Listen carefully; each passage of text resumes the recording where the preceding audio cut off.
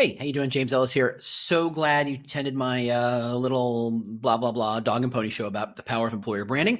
And I want to thank Centricare for volunteering to be the guinea pig to talk about breaking down what could be done. Now, I wanted at this stage, normally I know that there's a demo or, hey, I can show you my process. And my process is kind of me. And so it's really boring to show. It's like, hey, look, looking at a million websites and trying to decide what are the brand ideas that are being expressed.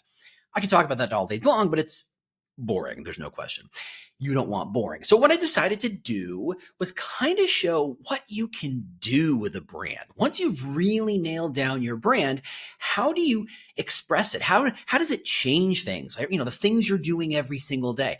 And we're going to go back to Centricare. They didn't volunteer this time, but they volunteered the first time. So I'm really hoping they're going to be super cool with what I'm about to show them, because hopefully this is really valuable both to them and to you as you understand what employer branding does.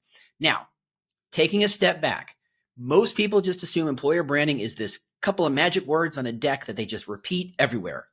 Wrong. Hopefully, if you saw my session, you understand. Wrong. Your employer brand is what makes you different. And distilling it and defining it and codifying it and localizing it so that every part of the company can be expressing that, that's the job of employer branding. And that the thing is that that's some fun words to say, but what does that mean? So as you can see here, we've got Centricare's career site open. And what I'm going to do here is just give you some examples of how I would make recommendations on changing this career site based on different kinds of brands. Now, remember, I have next to no information about Centricare. I don't know anything about them. I don't know anything other than what I'm looking at on this page, but it doesn't matter. This is just a good kind of example of how this would work. So when you're thinking about a brand, I know a lot of people think about we're the best, or we're a cool company, or everybody likes working here. Can't think in those terms. It's too fuzzy. It's too soft. It's too non-descriptive. And it describes most of your competitors. I'm sorry, you're in healthcare. You're always saving lives and you're always doing nice things and you're always trying to take care of people. That's kind of baseline. That's kind of like saying, hey, you should buy this Ferrari. It's got 4 tires. Not that useful. So what we can say, however, is look at some different kind of motivators that people might have that you can be tapping into in your brand. One of those motivators might be status. Sounds a little weird, right? But it's not. Showing your status and being proud of your status is something that defines a lot of people. Now, when I think about these motivators, when I think about them, I'm not saying this is what everybody cares about. What I'm saying is, in a given audience of, let's say, I don't know, a couple million people, some people are motivated by money over everything else, and they all work at hedge funds, so good luck. Or they're your anesthesiologist making all the money. Good luck. Some people are motivated by supporting themselves, right? To take care of themselves, working in an environment where they feel taken care of. Some people want the ability to show how good they are, to perform at the highest possible level. And that means pushing themselves and being pushed and supportive of that push, that kind of aggressive, how do I show I'm the best kind of situation. Some people are motivated by that. Some people are motivated by autonomy. Give me room. Let me do my job. Get out of my way. Get rid of paperwork. That's a driver, right? We've all had these things. Now, as I'm listing these things, you might say, I like all those things. And that's fair. None of these things are bad things to happen, whether it's support or mission or status or performance or a couple other things we can talk about, but they're not bad. You're not saying, I hate that, I like this. I mean, no one's going to say, I hate money. Everybody likes money. The question is, of those motivators, which are you most driven by? Now, putting money aside for just a moment, because it does tend to muddy the waters, what I tend to say is, if you would be more than happy to give up your next annual raise to get twice as much of X, we'll define what X is, would you take that?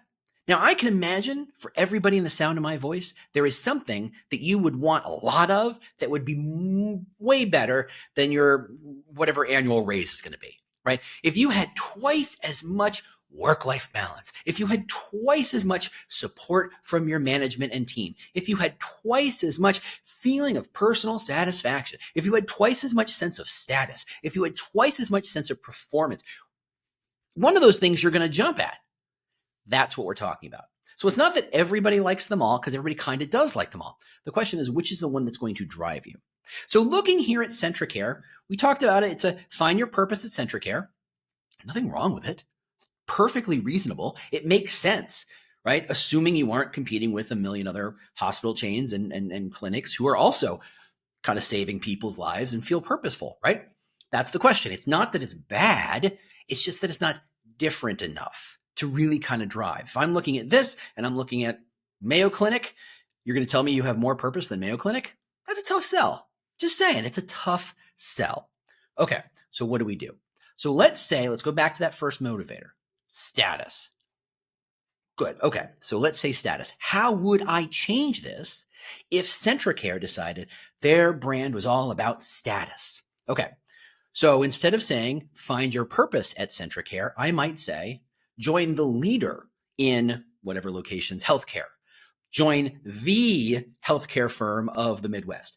There's all sorts of language you can use to suggest that you are elite, that you are the best of the best, that people who work here are impressing others, right? Anybody remember that old commercial when E.F. Hutton speaks, everybody listens? It's kind of the same thing, right? When you say, I work at the Centricare, do people go, oh, that's cool? Or do they go, whoa, that's what you're talking about. That's the status play. A lot of ways to play that status. You can say, we win lots of awards for the work we do. We're inventing the future. We are inventing processes that save lives that other hospitals, are stealing or using and leveraging, right? We're inventing, we're the cutting edge. Lots of different ways to talk about status, specifically in healthcare. Now, you're seeing, if you're looking at this screen, you're seeing a lot of nurses, which makes sense. You've got lab techs, you've got all sorts of people. You might say, will they feel a sense of status? They might. They really could. They can say, I work at, we've all heard the joke, not that it's not even a joke. It's JFK was walking around Cape Canaveral or NASA or some NASA property. And he's talking to people and say, hey, what do you do? Oh, I'm a scientist and I make sure this thing happens. Great. And he walks up to the janitor and says, what do you do? The janitor does not say, I clean toilets. The janitor says, I am helping put men into space. So even quote unquote low level people, and I hate saying it like that, but you all know what I mean, admins and custodial and people who are not in the front lines saying clear and doing the whole, pumping the heart sort of situation, those people can feel status too. So you would start with a headline that elicits status. We join the healthcare clinic or the healthcare center of the Midwest. And I don't actually know that you're in the Midwest. Change lives and improve values. Okay, that's nice, but it doesn't reinforce the status aspect. That could say things like, we've won more awards than any other hospital in the United States in the last 5 years. It could say, we are leading the fight against blank and blank and blank, and everyone else gets to follow. Okay, I'm being a little salty with some of this language, but you get it, right? You're going from change lives and improve health through rewarding opportunities to something that says, when you work here, you are going to impress the heck out of everybody, which is what a status kind of play is. And then you scroll down and you'd say, get tailored job recommendations based on your interest. No. You'd say something like this. You can work anywhere. Learn why you'd pick here, right? That sense of you're elite. You can work anywhere. You're that good, but you're going to want to work here. This is the place people choose to work. Minor language difference. And suddenly you're changing the frame of how people see you. Job recommendations. No. You're not recommending. Options, choices for the best, for the people who can choose anywhere, for elite practitioners, for the people who are going to become future award winners of some sort. I don't know. Again, I'm a little salty. Scrolling down, explore your future. Not too bad. That can be statusy. It depends on what the subhead is. We prepare you with the tools to find a job that challenges you and cultivates growth. That doesn't sound statusy. Status is interesting because it's every one of these motivations is super complex. You can unpack them kind of like an onion, right? Or a clown car, depending on your point of view. Status isn't just I'm the best. It can also show I've beaten out everybody else. I've worked harder. I've proven myself. People are impressed by me. So there's all sorts of tiny little aspects of what status can mean. You just have to start threading them in. So maybe here, instead of saying here are functional areas, how about meet the teams who are inventing the future for the rest of the world? That could be an innovation play, but it could also be a status play. A lot of different ways to do this. Okay. Keep scrolling down. You'll love working here. No. Status people don't say you'll love working here. Status people don't care about loving working here. Status people want to impress other people. So you can change that. It's not you'll love working here. It goes, you will be among the elite. You will be among you will be, and you can talk here about how, when you say you work here, people will ask you to speak. People will ask you to do things. They'll be really impressed with your work. Your alumni newsletter will talk about how cool it is that you're working at this place.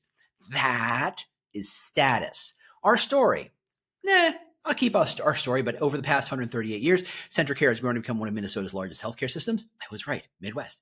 I remembered that sort of, but I couldn't be sure. Yeah, why would you talk about largest when you can talk about best? That's what a status play is. Unless largest like Walmart, like you were the dominant player. You were the largest and most dominant player in the Midwest. Status. Impress people. Join our talent community. Way too inviting. No. We're status. You want like a velvet rope here. Are you good enough? Are you qualified? Are you amongst the very best? Investing in you. Status, my friends. Status is all about when you're here, you get access to the best benefits, to the best. It's the velvet rope. That's what status is all about. Now, look into our hiring process. By the way, one of my favorite examples of status in hiring processes is Goldman Sachs from like 10 years ago. They actually launched an app that you would download on your phone that would walk you through the application process, because their application process was that hard. And they said, well, we're that good and people want to. And they didn't have to worry about making it easy because they were so good. People wanted to be there. They would do whatever it took. They would jump through the hoops. They would do the stuff. And the app was just there to make sure they all saw all the little pieces that they needed to complete in order to apply. Nothing says status like, we're going to reinvent the system of application and we'll walk you through it. That's how good we are. Total status play. Okay. And then a footer, whatever. What if you're not about status? What if you're not? What if you are about something completely different? Let's talk about innovation. Innovation, compelling stuff. Healthcare and innovation go hand in hand, right? So let's go back to the top. We've done status, and you can see all the different places just on the career site. And we can talk about, you can imagine what you change on the job posting and the social media posts, which you should. Everything should be aligned.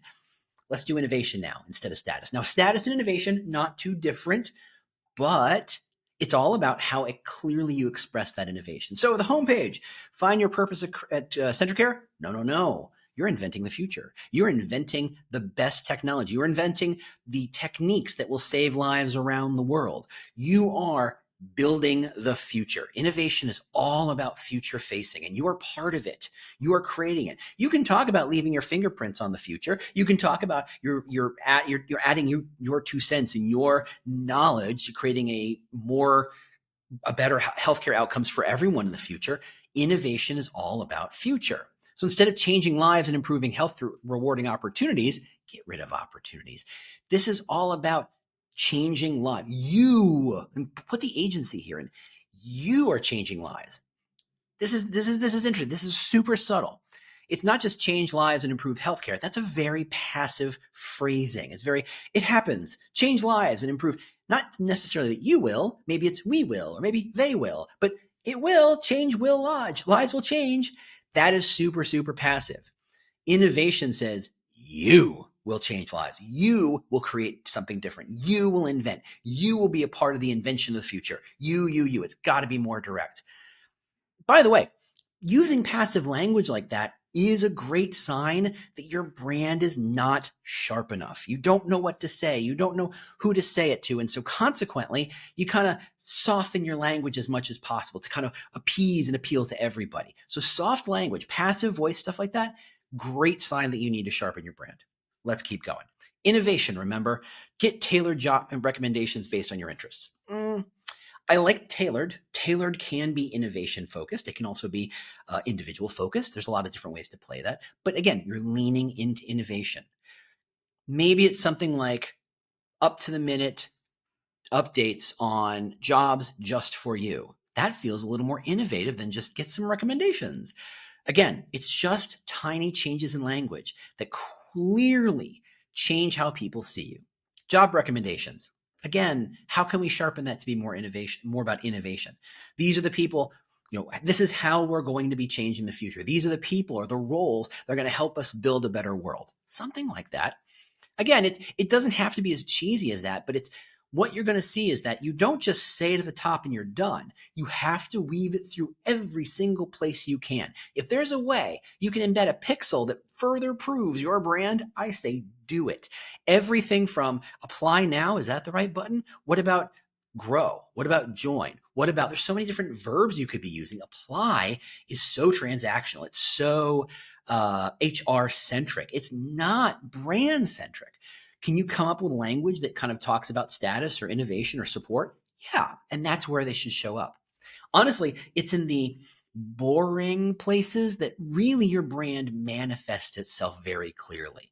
I always look to my favorite red flag or green flag is looking at when a company sends automated emails through their ATS.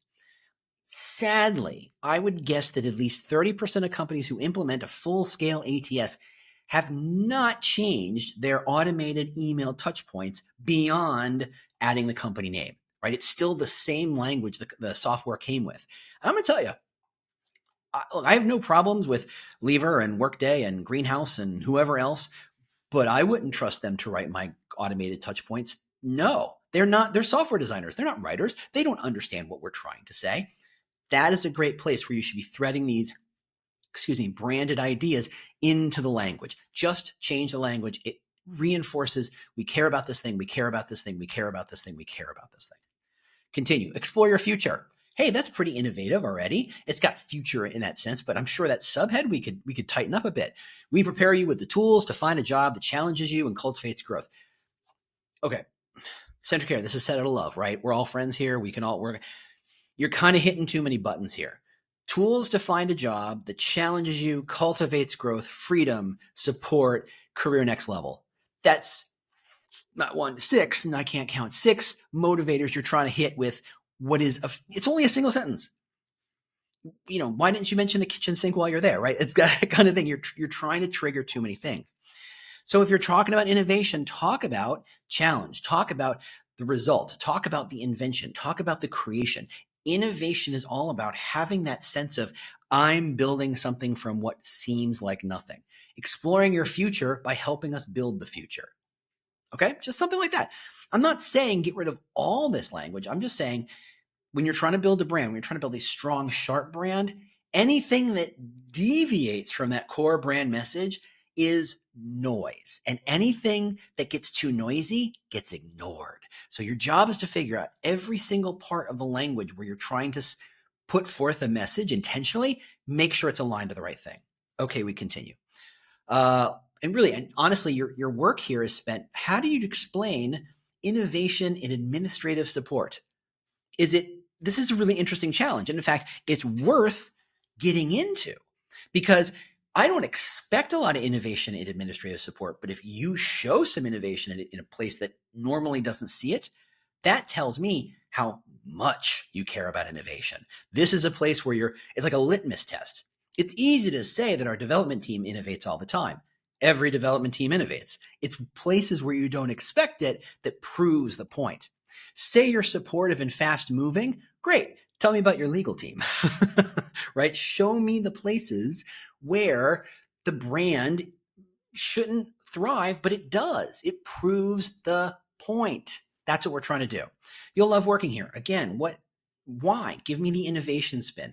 You'll invent the future here. You'll change lives here. You will make a difference here. Our story. For the past 139 years, we've grown. Nope. We've built and invented to become the largest healthcare system in Minnesota. Minor changes. Join our talent community and change and build the future, something like that. Is it redundant? Does it sound like you're kind of saying the same stuff over and over again? A little bit. I get that. Go get yourself a thesaurus and start playing games with words. Figure out, every company that builds a brand should have a library of 20 terms they use over and over and over again to kind of reinforce that brand. Is it a job or is it a career? That choice tells me something. Every single choice you make tells me something about your brand. So having a library to keep referring to that language that is very much of the brand, or in this case, innovation, super, super powerful. Investing in you, yes, comma, so you can build the future. Everything has to tie back to the brand of innovation. And then we get down and look into our hiring process, talk about how you've invented that process, talk about how this process differs from other companies. Companies who are innovating don't just go, yeah, we do the same recruiting process everybody else does. That's not really innovating, is it? That's an example of how a place where people might not expect innovation, that's where they prove that you care about innovation. So show it even here. Okay, let's do it one more time. This time we've done status, we've done innovation. Now let's talk about empowerment. Okay, I'm trying to show you how the same visuals, the same layout, the same colors doesn't matter. It's about the language and how you show this stuff. That just minor changes can radically change how people perceive your brand. And if you do these changes, it's not just at the career site level. It's not just at the career site homepage level. It is your job postings. It is your LinkedIn. It is how you respond to Glassdoor reviews, all of it. But we're just using this to show how different these things are. Okay, let's talk about empowerment. Empowerment is a really interesting term because it's this idea that you have control, you have power, you are given the power to do the right thing. Now, a lot of different ways you can play empowerment. It can be about, I have full autonomy, I can do whatever the heck I want, which in a healthcare system sounds complicated. It can be, and we can mitigate that by saying, when we say empowerment, we mean each person is expected to do the right thing. One of the things about large healthcare systems that everybody, has that feeling of is that they're just bureaucrats. They're just bureaucracy, that it's red tape. It's hard to get decisions. You want to talk to a doctor, but the doctor they bring you isn't your doctor, and you're trying to figure out who's going on. It's not quite clear. And as a patient, you're kind of going crazy because you don't understand what's going on, right? Imagine being a patient, not knowing how hospitals work. We all know hospitals are incredibly complicated systems, and you just see the tiniest piece. It can be frustrating to understand how it all works, right? So maybe your whole pitch is you're empowering people to make better decisions, to rely less on the bureaucracy, less on the rules, and more about how do I do what's right, which means sometimes a nurse questioning a doctor's orders. Maybe it means asking more questions and spending more time with the patient. Maybe it means that you have better conversations internally about how to become better. You're empowering each other and you're empowering yourselves to do the best possible work for the company and for the patients. Is that purpose-driven? Kind of, sort of, but this is a subtle adjustment. Empowerment can be all about how you are empowering each person who works there to do the best they can do, to make the right choices, to be the best they can be. So we'll start at the homepage, start at the top, find your purpose. Empowered to be the best, empowered to make decisions, empowered to, and as a headline, empowered makes perfect sense. Empowered, you're in charge, or you're not responsible. Responsible is a bad word. You make a patient's stay worth it.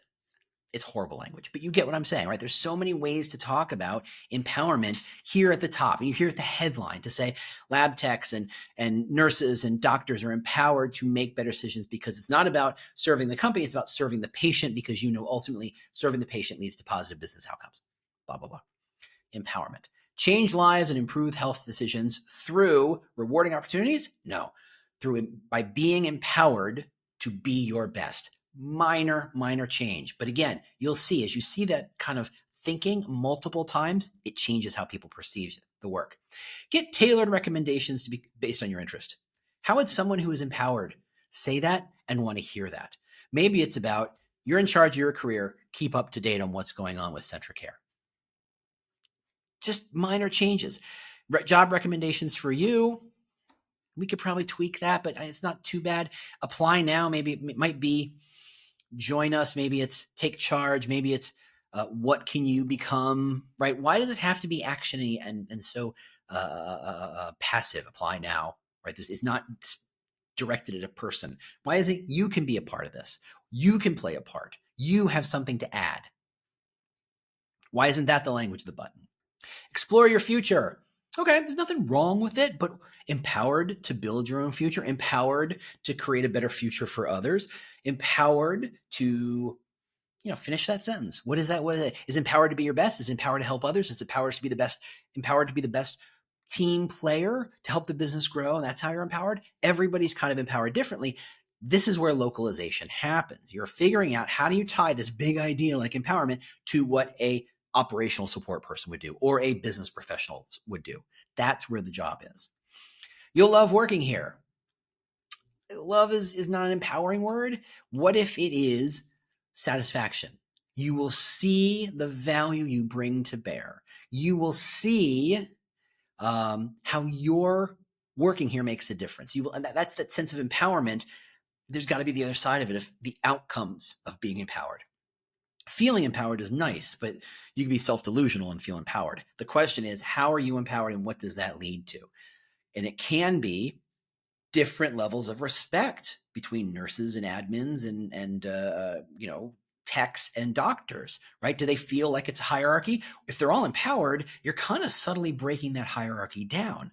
Talk about that. It's not you'll love working here. You'll perform at a different level because you're empowered to make better decisions. You are not just checking the boxes. You're not just an order taker. You're not just doing what you're told. You are empowered to push back. You're empowered to make the patient better, whatever it takes.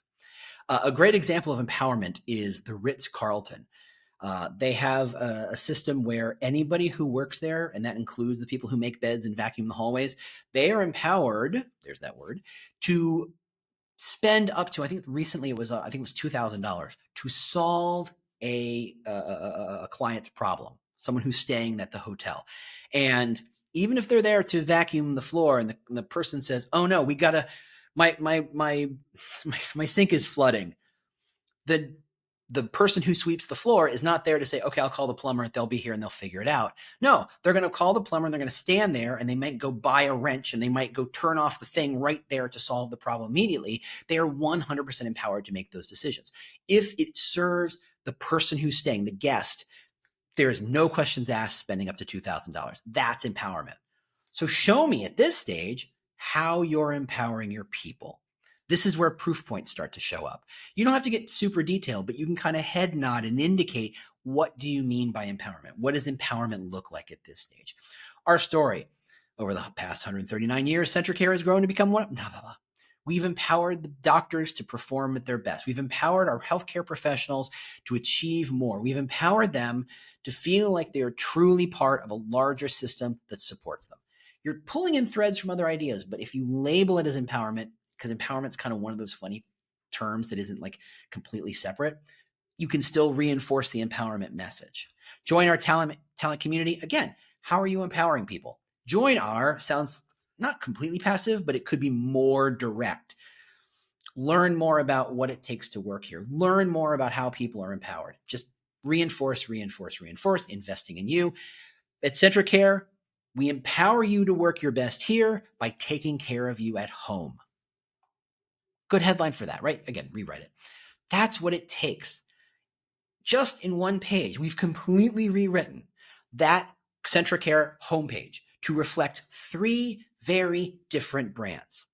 If you read them individually, you'd be like, that company does not look like or sound like that company. They should sound different. And that's the key. Your job is not to sound like everybody else. Your job is not to be as passive as possible in your voice. Your job is not to appeal to the maximum number of people. Your job is to be specifically different so the people who really want what you have to offer, maybe it's empowerment, maybe it's autonomy, maybe it's money, maybe it's status, whatever it is, the people who really want that stuff are gravitating towards you. That's the power of a strong employer brand, a sharp, clear, concise, credible employer brand that is reinforced over and over and over and over again. So I hope this was useful. I hope you can start to see how the brand helps you make better, stronger decisions when you're trying to build content or trying to communicate to the outside world, hopefully, because that's what it's there for. It's there to help you make better decisions, more effective decisions, to avoid passive voice, to focus on really saying what you need to say, what's important to say to attract the people you really want. Thanks so much for Ryan and Rogue Hiring for bringing me on to this. Hopefully you got something out of it. If you want to learn more, check out employerbrandlabs.com or find me on LinkedIn. I'm always on LinkedIn. Happy to talk more about this stuff. By the way, I'm putting together an auditing tool. If you'd like to learn more about it, meaning if you'd like me to audit you and 2 or 3 of your competitors, ping me on LinkedIn. I'm putting the final touches on this tool. more than happy to run audits for you for free, just to test it out, just to see what you think. So check that out. Find me on LinkedIn and we'll talk later. Thanks. Bye.